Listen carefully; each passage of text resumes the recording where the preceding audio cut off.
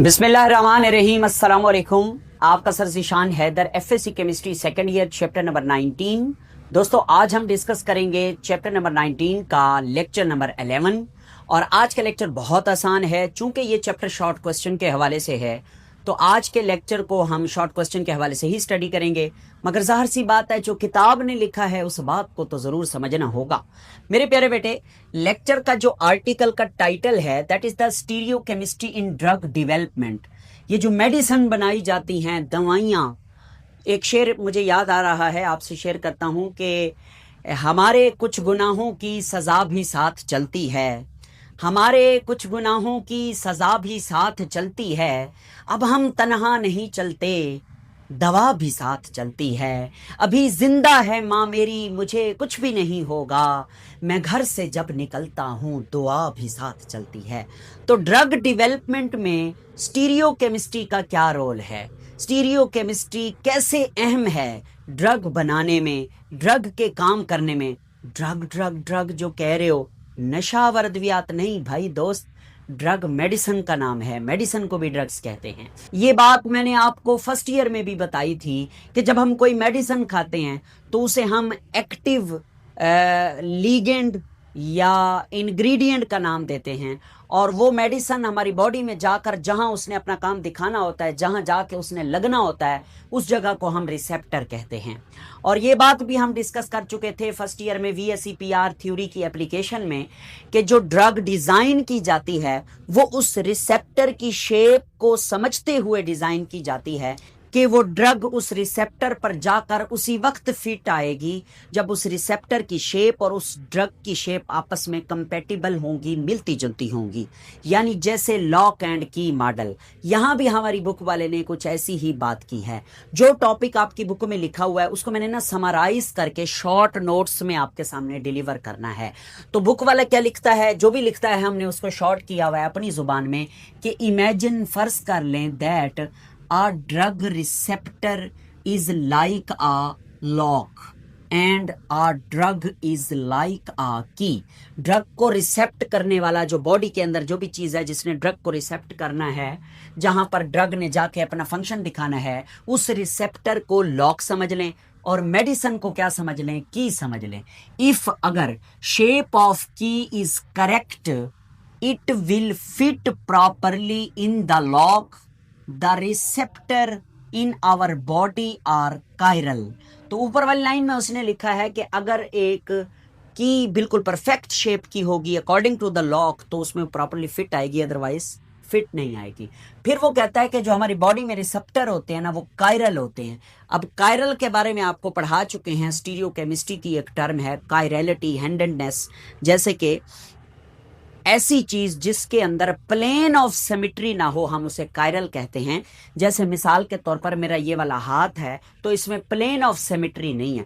यानी अगर मैं इसको यहां से काटूं, इधर से सेंटर से, अल्लाह ना कटे मेरी उंगलियां कट जाएं, वो है नहीं कि मुद्दतों पहले जो डूबी थी वो पूंजी मिल गई, कभी जो दरिया में फेंकी थी वो नेकी मिल गई, और खुदकशी करने पे आमादा थी नाकामी मेरी, दीवार पर चढ़ती हुई मुझे एक दिन वो चूंटी मिल गई। और शेर सुने कि मैं इसे इनाम कहूं या सजा का नाम दूं, उंगलियां कटते ही तोहफे में अंगूठी मिल गई। हाय हाय, बड़ा जालिम।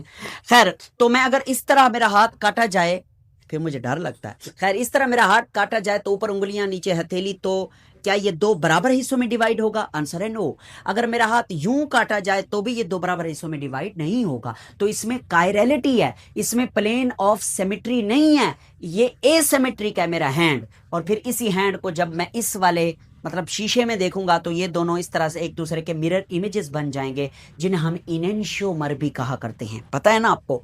Yes sir. तो हमारे जो रिसेप्टर होते हैं, जहां पे दवाई ने जाके अपना काम दिखाना होता है, वो कायरल होते हैं। कायरल यानी कि उनमें प्लेन ऑफ सिमेट्री नहीं होती। देयरफॉर, लिहाजा, two mirror images of drug यानी enantiomer can produce different effect in the body. सही हो गया। अब एक ये है, फर्ज करो एक मिरर इमेज ये है, एक ये है, मैं इनको रख देता हूं। ये दोनों एक दूसरे के मिरर इमेजेस हैं, ठीक है। इसकी भी, इसमें भी कैरेलिटी है, इसमें भी कैरेलिटी है, मगर जो बॉडी का रिसेप्टर है, फर्ज करो वो इस वाले इनेंशियोमर को एक्सेप्ट करता है, ये वाला इनेंशियोमर उसमें जाके फिट आता है, ये वाला इनेंशियोमर उसमें जाके फिट नहीं आता। तो ये अपना इफेक्ट दिखाएगा, ये अपना इफेक्ट नहीं दिखाएगा, या ये अपना अलग इफेक्ट दिखाएगा, ये वाला अपना अलग इफेक्ट दिखाएगा। दो इनेंशियोमर हैं, दोनों कायरल, सही हो गया, यस। अच्छा अब आगे आ जाए, ये क्या बनाया हुआ सर तुमने, ये कैसी चीज है? ये मेरे बेटे एक ड्रग है जिसका नाम है थैलिडोमाइड। क्या नाम है जी? बड़ा प्यारा नाम है, थैलिडोमाइड। इस ड्रग की थोड़ी सी कहानी है, वो मैं आपको समझाना चाहता हूं। ये जो ड्रग है ना, ये यानी कि यूं समझ लें, इसमें कायरलिटी है। इसका स्ट्रक्चर आप देखें तो इसमें कायरलिटी है, ठीक है। तो अगर इसमें कायरलिटी है तो इसका एनेंशियोमर भी बनेगा, यानी इसका मिरर इमेज भी बनेगा, बिल्कुल बनेगा।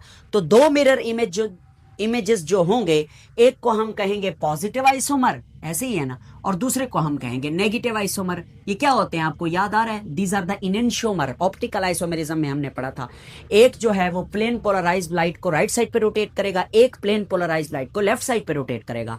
जो राइट साइड पे रोटेट करेगा उसे हम डेक्स्ट्रो रोटेटरी कहेंगे, जो लेफ्ट साइड पे रोटेट करेगा उसे हम लीवो रोटेटरी कहेंगे। पता है ना? जी सर बिल्कुल पता है।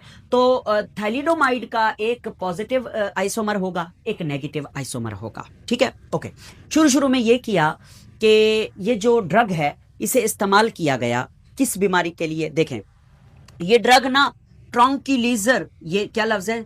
ट्रंक्विलाइजर के तौर पर यूज होती है या सिडेटिव के तौर पर यूज होती है। अब ये क्या होती हैं? सिडेटिव या ट्रंक्विलाइजर क्या होते हैं?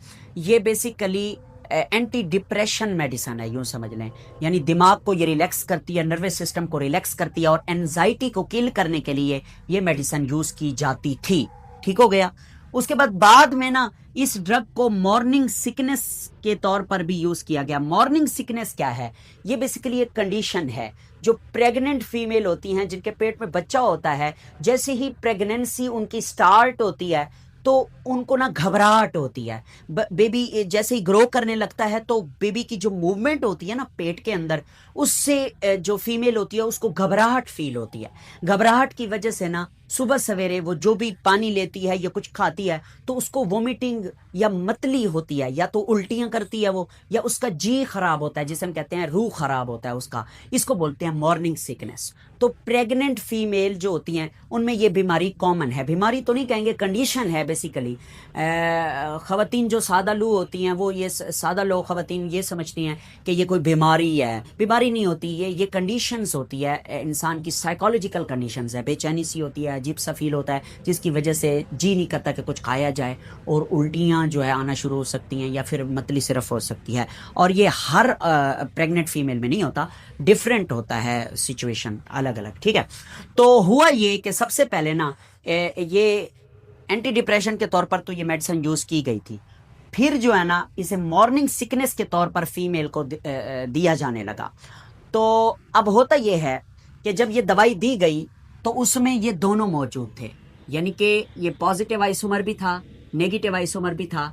तो इनका जो मिक्सचर होता है हम उन्हें रेसमिक मिक्सचर कहते हैं, आपको ये बात भी पता है।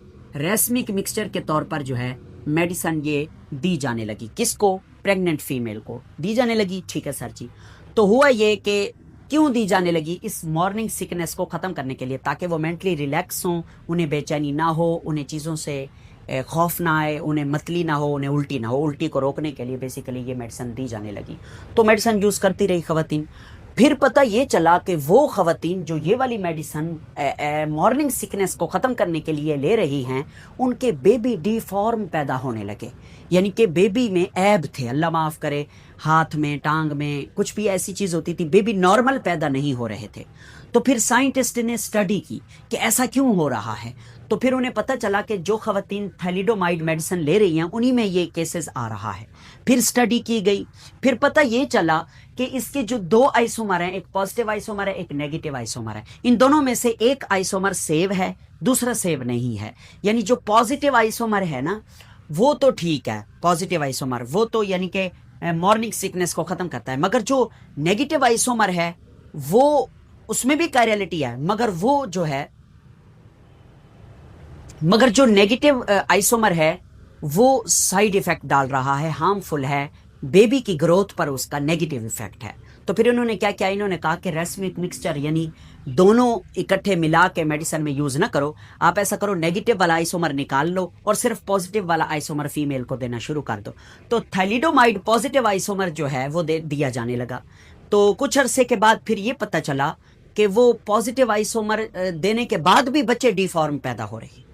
फिर मजीद स्टडी किया गया तो साइंटिस्ट ने आखिर में ये नतीजा निकाला कि होता ये है कि जब हम सिर्फ पॉजिटिव आइसोमर देते हैं ना, तो जैसे ही वो बॉडी में जाता है, हमारे ब्लड में शामिल होता है, ब्लड स्ट्रीम में आता है, तो विद इन 10 मिनट्स वो जो है अपने आप को नेगेटिव आइसोमर में चेंज कर लेता है। और नेगेटिव आइसोमर तो खतरनाक है, वही तो बच्चों को खराब कर रहा है। तो फिर क्या क्या डिसाइड हुआ कि बस कर दो और नुकसान नहीं करना, इस थैलिडोमाइड को रोक दो, ये प्रेग्नेंट फीमेल को कम से कम मत दो। हाँ, तुम इनको ट्रंक्विलाइजर्स या सेडेटिव इफेक्ट यानी एंटी डिप्रेशन के तौर पर यूज करना चाहते हो तो कराओ, प्रेग्नेंट फीमेल को मत दो, उनके बच्चों पे नुकसान आ रहा है, उनके बच्चे डिफॉर्म पैदा हो रहे। फिर बाद में आई थिंक सो अब ये यूज ही नहीं होती मेरे ख्याल में, इट्स नॉट कन्फर्म कि अब ये एंटी डिप्रेशन के तौर पर यूज हो रही है या नहीं। तो खैर, तो किस्सा अल मुख्तसर में ये बताना चाहता हूँ कि वो ऐसा क्यों हुआ, पॉजिटिव आइसोमर नेगेटिव में क्यों चेंज हुआ। उसकी वजह ये थी कि पॉजिटिव आइसोमर इतना स्टेबल नहीं था, जैसे ही बॉडी में वो गया तो उसके जो एटम्स थे वो अलग अलग हुए और फिर बाद में दोबारा उन्होंने रिफॉर्म होकर नई शक्ल जो इख्तियार की वो नेगेटिव आइसोमर वाली थी। सर जी, ये पॉजिटिव और नेगेटिव आइसोमर जो हैं ये तो एक ही चीज़ है बेटा जानी, नहीं, ये मिरर इमेजेस की प्रॉपर्टीज डिफरेंट हैं। ये देखें ना, मेरे ये दो हाथ हैं, ये देखें, ये वाला जो हाथ है इसके ऊपर जब ये वाला यूं रखूंगा तो नेल पे, इस पे थम पे थम तो नहीं है ना, इसकी अलग प्रॉपर्टीज़ हैं, इसकी अलग प्रॉपर्टीज़ हैं। तो इसीलिए कायरल तो दोनों हैं, ये भी कायरल है, ये भी कायरल है, मगर इनकी स्पेशल अरेंजमेंट जो डिफरेंट है। चाबी कभी उल्टी लगाओ आप ताले को, इस तरह चाबी लगाओ तो ताला खुल जाता है, उल्टी चाबी लगाओ वो तो जाती नहीं है ताले में, ताला कैसे खुलेगा। समझ आ रही है? यस सर, हमें आपकी बात समझ आ गई है कि कायरलिटी तो ज़रूरी है, कायरलिटी के साथ स्पेसिफिक अरेंजमेंट भी बहुत ज़रूरी है ड्रग की जो है इफेक्टिवनेस के लिए, कि वो अपना काम दिखाती है या नहीं। तो जो भी बातें मैंने आपको अभी बताई है ना ऑरली, वो मैंने इस जगह पे लिखी हुई हैं। तो मैंने शॉर्ट कर दिया है, अगर शॉर्ट क्वेश्चन आ जाए तो यहाँ से यहाँ तक आप लिख देना, इतना बड़ा शॉर्ट। आप अगर इसे मज़ीद अपने महारत से छोटा मज़ीद थोड़ा डाउन करना चाहें तो कर सकते हैं, बट ये काफ़ी कोशिश की है, इतना ही लिखा गया है। देखें, in thalidomide positive isomer produced desired sedative effect यानी कि एंटी डिप्रेशन के तौर पर यूज होता है, but other negative isomer was harmful, दूसरा आइसोमर इसका हार्मफुल था टू फीटस, बच्चों के लिए। साइंटिस्ट इनिशियली ये सोचते थे कि जो प्रॉब्लम है वो could be solved by removing harmful isomer. साइंसदानों ने यह सोचा कि जब हमने नेगेटिव को हटा दिया, निकाल लिया, सिर्फ पॉजिटिव दिया तो मसला हल हो गया है। हाउएवर, ताहम द प्रॉब्लम वाज दैट, अभी भी मसला बाकी था, the save positive isomer after entering the blood stream could itself start converting into the harmful negative isomer. This process या this conversion is called racemization. Racemization पूछा जा सकता है what is racemization. Therefore लिहाजा this example, ये जो example हमने पढ़ी है, shows that जाहिर करती है stereochemistry and chirality are extremely important in drug development. जब आप ड्रग बना रहे हैं तो chirality का भी आपने देखना है, ध्यान रखना है, और उसकी जो स्टीरियो केमिस्ट्री है यानी उसकी जो अरेंजमेंट है स्पेशल ग्रुप्स की, उसका भी ध्यान रखना है ताकि वो अपना नेगेटिव इफेक्ट ना दिखाए। ठीक हो गया, ये हमारा आज का लेसन था। बस ये शॉर्ट क्वेश्चन के हवाले से है, इसमें से दो तरह के सवाल बन सकते हैं। एक तो थैलिडोमाइड के बारे में आप क्या जानते हैं, या उसका कौन सा आइसोमर जो है वो इफेक्टिव था और कौन सा नहीं था, या साइंटिस्ट ने क्या किया, और दूसरा कि भी किस तरीके से ड्रग की कायरलिटी इंपॉर्टेंट है। कायरलिटी इंपॉर्टेंट के बारे में पूछे तो यहाँ से यहाँ तक आप लिख सकते हैं। अगर थैलिडोमाइड के बारे में पूछे तो यहाँ से यहाँ तक आप लिख सकते हैं। अगर वो आपसे पूछे स्टीरियोकेमिस्ट्री इन ड्रग डेवलपमेंट तो फिर आप सारा लिख सकते हैं। स्ट्रक्चर बनाना चाहें तो अच्छी बात है, ना बनाना चाहें तो शॉर्ट क्वेश्चन में कोई अहम नहीं है। हाँ, ये भी हो सकता है वो कहे कि थैलिडोमाइड का स्ट्रक्चर ड्रा करो, ये आपके सामने है, आप इसको देखें, ये स्केलेटल फार्मूला है, आप इसकी मदद से इसका मॉलिक्यूलर फार्मूला भी खुद से प्रिडिक्ट कर सकते हैं, लिख सकते हैं, वो मैं आप पे छोड़ता हूँ। Thank you very much. अगला लेसन हम एक्सरसाइज पे डिस्कस करेंगे, जिसके बाद हमारा ये चैप्टर अल्लाह को नहीं बल्कि ख़त्म हो जाएगा। थैंक यू वेरी मच, बहुत शुक्रिया, अल्लाह हाफिज़।